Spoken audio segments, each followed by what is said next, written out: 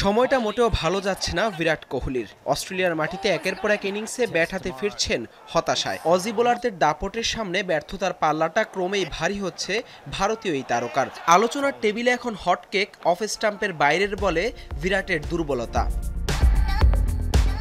চলতি সিডনি টেস্টের প্রথম ইনিংসে স্কট বোল্যান্ডের করা অফ স্টাম্পের বাইরের বল খোঁচা মেরে সেকেন্ড স্লিপে থাকা ওয়েবস্টারকে ক্যাচ দিয়ে ফেরেন বিরাট। দ্বিতীয় ইনিংসেও একইভাবে বোল্যান্ডের অফ স্টাম্পের বাইরের লেংথ বল খোঁচা দিয়ে থার্ড স্লিপে স্মিথকে ক্যাচ দিয়ে ফেরেন বিরাট। প্রথম ইনিংসে 17 আর দ্বিতীয় ইনিংসে মাত্র 6 রানেই শেষ হয় তার ব্যাটিং। 2021 সালের পর এখন পর্যন্ত টেস্টে পেসারদের বিপক্ষে মোট 23 বার অফ স্টাম্পের বাইরের বলে আউট হয়েছেন কোহলি, যার প্রভাব পড়েছে তার টেস্ট গড়েও।